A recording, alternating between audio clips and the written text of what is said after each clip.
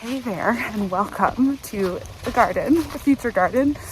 I wanted to chat today a little bit about the garden plans, my ideas for what I think the garden is going to end up looking like. Gardens. We have about 2 acres here. If you're new, we just moved. My name is Anna. Thank you for stopping by. We just moved to this new property. We've got 2 acres, and I am creating an entirely new garden from scratch, and it's a little bit of a process, of course. Today is actually Christmas Eve when I'm filming this, and I'm just coming out to kind of just take a moment and enjoy this space that I'm so excited to have. And I thought I would just share with you kind of my thoughts right now. All subject to change. They've already changed. My ideas are already changing. But my thoughts right now of where things are going to go in this space. It's been interesting. You know, we've been here now for a couple weeks. Not everything, like all of our stuff is here yet. So that has been a little bit of a challenge, but it's also been good because I haven't been able to jump into any gardening projects. It's really kept me very slow. And it's allowed me to kind of spend some time living in the space and thinking about how I want to utilize the space and where I want to go in the whole yard and like where I want to be. And that's been good. I think I'm actually like really glad that we moved to this property in the middle of winter like we did, because it's forcing me to really slow down. I'm having to slow down. I'm having to really think about what I'm doing. And I'm just taking like time to kind of adjust. So right now we're up in this back field area that we have on our property. This part of it is going to stay a field, but it's this really nice sort of private little wooded area. And I've started to think that actually I'm going to end up putting my greenhouse back here and do like a little greenhouse, hidden garden, secret garden kind of space. So I'll go back and show you again our kitchen garden area. That I think is still going to stay in the same spot, but this is such a sweet area. I thought this would be really fun to have like a little greenhouse garden. So I picked out this nice corner, which should get, you can't really tell right now because of course it's raining and gray and everything today, but this should get pretty much full sun back in this corner. And there's kind of a fairly level area, sort of just ready and waiting for something to happen. Of course, we'll clear out, you know, any of that that's in the way. But I think right here, this is where I'm going to put my greenhouse, and then we'll do like a little greenhouse garden space, garden areas over in this area, and that will be just you know, like containers, maybe do a little seating area, some little containers, some stuff like that over in this sort of corner. And then just kind of bring it forward, and this will just be a really fun little garden. Not so much a practical garden space, but more of just like a fun garden space where I can come out here and chat to you guys, and we can do videos in the greenhouse.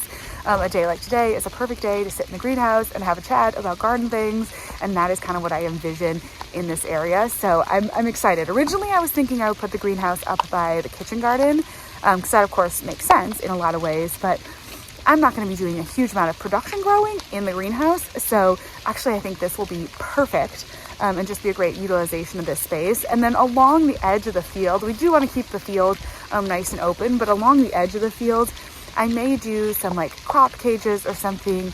It's going to be a little hard with the deer and keeping the deer out of it, but maybe some crop cages and do some cut flowers. I still want to have my pumpkin patch, so I'm thinking some pumpkin vines and stuff out here in front of the little greenhouse garden would just be really, really sweet.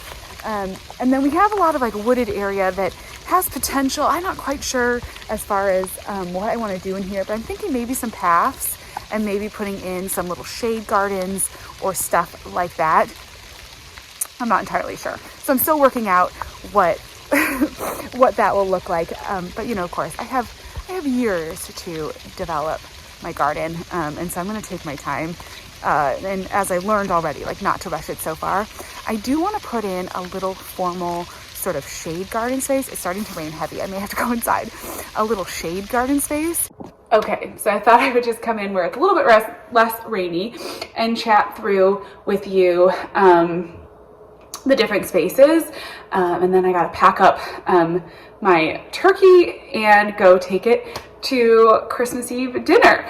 So we're gonna have this like little greenhouse garden area, sort of shade garden, and then I want to do, there's a little wood space. I need to clear out some of the trees and stuff in it, but I want to put in a little formal garden, like a shade formal garden. So trim it out with boxwoods and then put hellebores and ferns and different shade plants into this formal garden space. I just think it would be really pretty and kind of unique, and I've always wanted to have one of those kind of formal garden settings. So I want to trim out this one area and just make it into a really pretty sort of like, there'll still be trees in that area, there'll still be some smaller trees, but then there'll be this little formal garden space, and I think that will just be kind of whimsical and fun.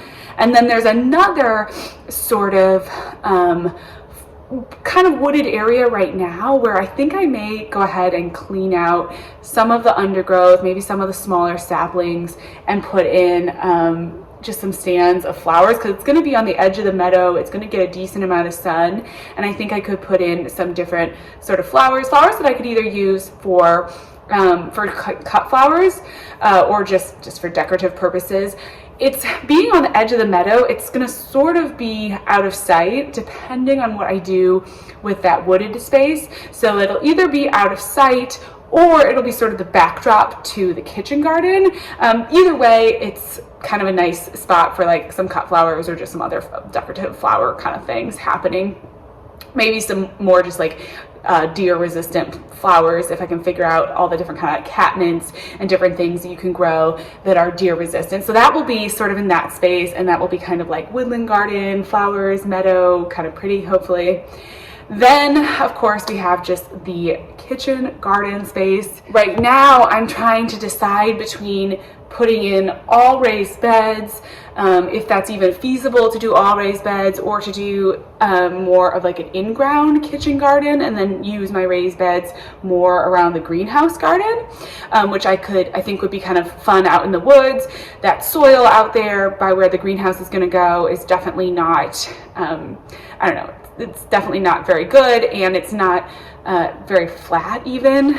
So I think that the raised beds might help because I can kind of just level it out a little bit easier. But this open space, this nice full sun kitchen garden space, at a minimum I will start with just in-ground garden plants, garden plantings, kind of, you know, just I'm going to come up, I think in the last video I shared, or 2 videos ago, I shared some of like my design ideas. So I think I will stick with that kind of rectangular design and laying the beds out along the rectangle of the space in the flat area, and then we'll go into terracing it more probably as the years go by. And so those are kind of like my big garden spaces. There's one other little hill, sort of a knoll area in our yard that is, one, going to be sort of a pain to mow. I just know that that's not going to be super fun for mowing, and 2, it's in a nice like full sun area. Really last year was my first year really gardening in super full sun, and so what you can do with plants when you have full sun is so much fun. So I may go ahead and put in a garden bed in there, kind of just like a hillside garden. Use a lot of different perennials, probably, like that would be a big perennial garden space that I think would just be kind of fun. That's my kitty cat, he's always yelling in the stairwell. So I think that would be a fun like perennial garden space that might be really pretty, might be kind of interesting. And so I'm thinking about doing that. And then really for the most part, I think that's like what I'm going to start with. There's a few sort of privacy screening trees that I'm going to put up, kind of like, you know, just so that we have a little privacy from some of the neighbors, that kind of stuff. I do want to put in some perennial, or not, well, maybe probably perennial and pollinator gardens around around the outside of the kitchen garden. I think that would be really sweet, and would help with of course bringing in the pollinators and just be kind of pretty, and use it as kind of like a barrier, and then I can put in whatever fencing or situation I'm going to do for the deer. I think I have so many like dreams and visions. I do want to find a little space that I can do kind of a little garden bed and bird feeder and stuff for the cats, who you can hear yammering back there, for the cats, because they love to sit and watch all that. So I'll probably put something like that. as well out one of the windows. And I will take you along for all of this. This is like a very big vision, but I just thought for, you know what, starting the new year, like let's just talk through all these visions. It's already changing and morphing, but I feel like I'm locking in now with a really good plan with putting the greenhouse a little farther back. That was sort of like the one thing. I think the kitchen garden space is perfect. I talked about it before, that kitchen garden space is up close to our hose and the house and everything like that. But I think having the greenhouse like set back, once I came up with that plan, it kind of like locked in. And I feel like that happens to me, you know, if you're in the same position, coming up with different plans and then thinking about it, and then there'll be like that one. And when you get that one, it's just like, oh, this is it. This is the one. This makes sense. Like this feels right. So that one, hi buddy. That one kind of just like felt right. So that was good. Hey, what do you think? Excuse my messy floors. I spilled all of those shavings from the hyacinths all over the floor. So I got a vacuum. Hi buddy. Yes. What do you think? Okay, let's get the turkey out.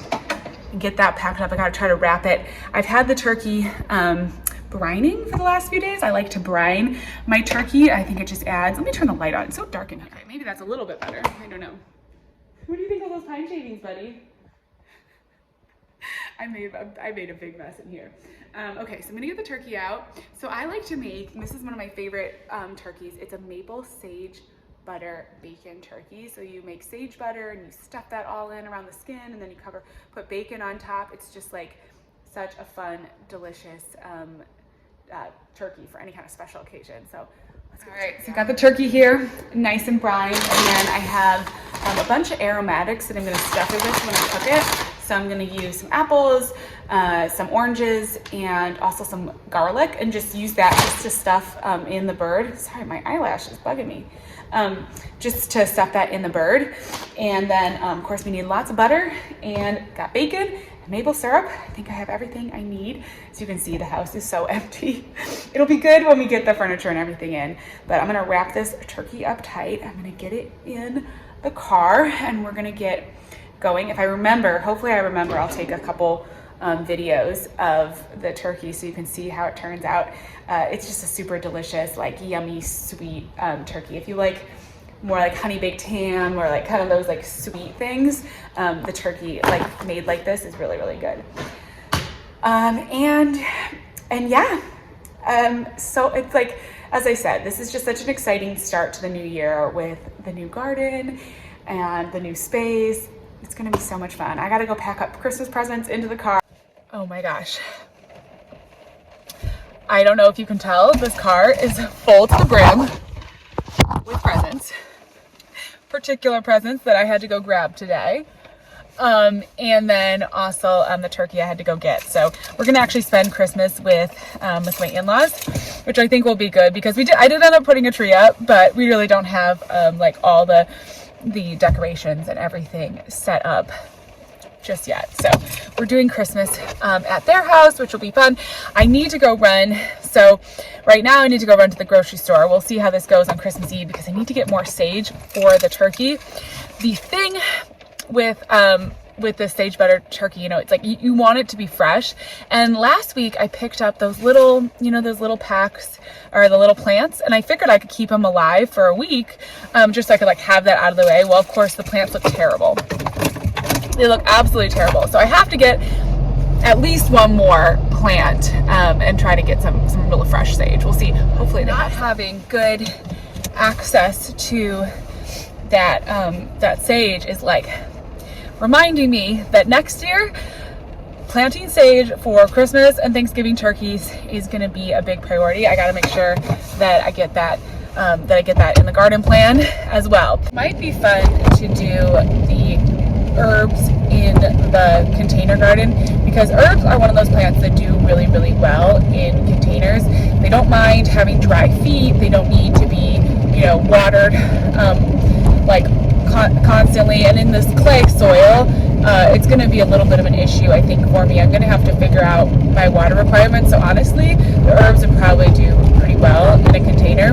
They actually might do really well in my my green stalk planter. I definitely want to do strawberries in the green stalk planter. I've already decided that that's where I want to do my strawberries.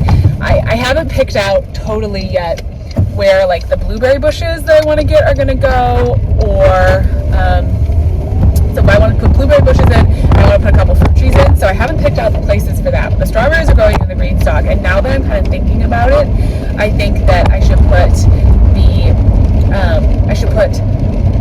the herbs in the green stalk with the strawberries. I also think that would be a really pretty container. Maybe a couple calibrachoas like at the top of the green stalk. If you don't know what a green stalk is, it's one of those like tower planters that has all the little cells that you plant into. So I could do flowers around the top, and then I could put in kind of like a mix of herbs and strawberries, and that would actually probably be a really nice combination. Because herbs are not going to mind. Not that the green stalk dries out too much, but they're gonna like that. I think like calibrachoas are one of the flowers that have done the best for me in a green stalk consistently. The green stalks are super easy to water. They have that really good system where you just pour water in the top and it trickles down through.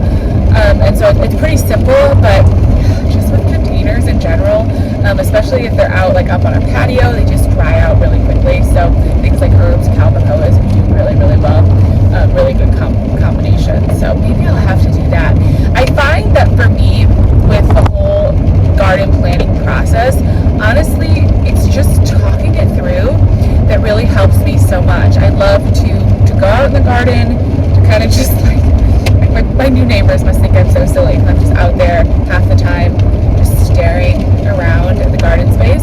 But that really helps me to think through what I want to have in the garden, and then just talking about it is such a big help for me. It's part of the reason that I wanted to start being on Instagram and YouTube, was just like I wanted to talk about gardening, and I love to just chat about the plants. So for me, this is just so much fun. I feel like I can talk to you all, and you have so many good ideas, and we can just like kind of share and have fun and talk about our gardens. So yeah. So now that I'm thinking about that, you know, this Christmas turkey has been the kickstart for me of what I want to do for the container garden. Like, yeah, I gotta have my sage. I think I might get the purple sage, because one of the only things about the maple sage butter bacon turkey is that the sage butter turns your turkey green. It kind of turns your turkey a little bit green. So the nice thing about growing your own varieties is that you can pick whatever, of course, varieties you want to grow, and there's so many more options for your own garden than for just buying at the grocery store. So I think that I might do purple sage. Plus, that will be really pretty in the green stalk with all the flowers and everything. Just add some of that variegation. Wherever I can get kind of some variegation and interest in the herbs, that will make the green stalk look better, because the strawberries are going to have blooms and the fruit, but they're going to be a pretty simple kind of green leafed plant. Okay, so I like these plants. Now I just gotta really hope there's sage at the grocery store. I think I can make do if I have to with a little bit of sage that I have left, but I would really prefer to find some more. Hey there, so Christmas is over. I didn't get too many garden-y things actually for Christmas, but I just wanted to share one thing that I'm really excited about. So the turkey went great. We had a super fun Christmas. And then I got a couple things for some super fun projects next year, which I'm going to be trying to do some fermenting. So I got this fun book with a bunch of recipes on fermented vegetables. One of my goals for the 2025 garden is to find some new ways to preserve the food, to utilize the food that I grow in the garden. I want to freeze like a lot more of the tomatoes, maybe make some more homemade tomato sauce, that kind of stuff. Hear my mouth. And I also want to try to do some fermenting, some different, some different kind of kind of things that will utilize the garden produce. Every year, I feel like I make a good use of the produce. We eat a lot of the stuff out of the garden, but every year I feel like I kind of end up wasting, I don't know, some of the garden stuff.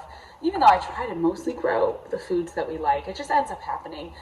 Gardens, even small gardens, produce so much. So this is going to be really, really fun. I don't really know anything about this book, but I'm really excited to try it out. And then, what's even more fun, I got a fermenting jar. How cute. This is a little lid. It's got a little bow on for Christmas. And then this is the jar. How beautiful. This is just a part of the like patina or the glaze. It's this beautiful glaze.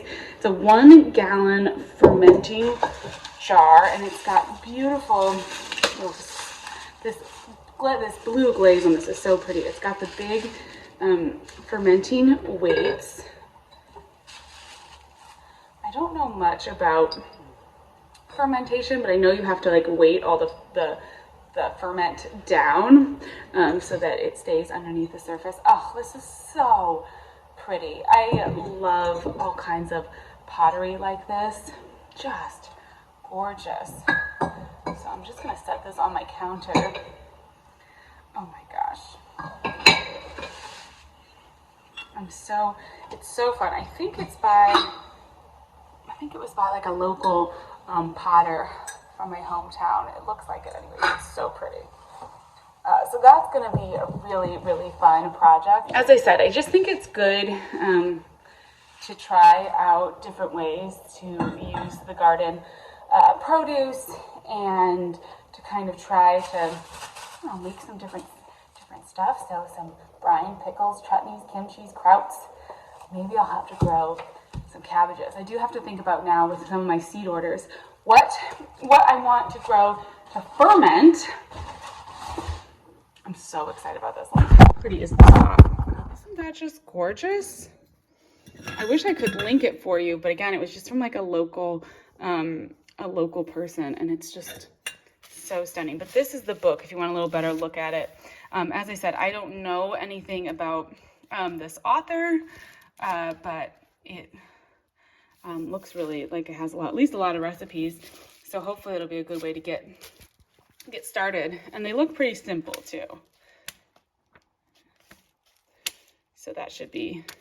But anyways, that was just, I just wanted to check back in, give you a little update on this. I will definitely share more, probably on here too, and then over at Instagram as I try to get some ferments going and read through all the things I need to do in order to, do this safely and so forth. Well, I'm going to be checking back in. I don't know. We'll see how this goes as far as putting video out. I'm going to try to do more of the long form videos here on YouTube. I'm going to try Wednesdays, Fridays. I think I can definitely be consistent about putting out some videos on Fridays, especially as we're getting the garden started. But of course, I don't have my garden beds yet, and so there's only so much I can do until we start really getting into the growing season, and then it'll be a bit more crazy, and I'll definitely be able to do probably, I think, 2 videos a week. But check it on Fridays and Wednesdays too sometimes. I'm going to try to put out some new videos. Anyways, I hope you have a happy new year. Just stay tuned because the whole garden is starting soon. All right, I'll talk to you later.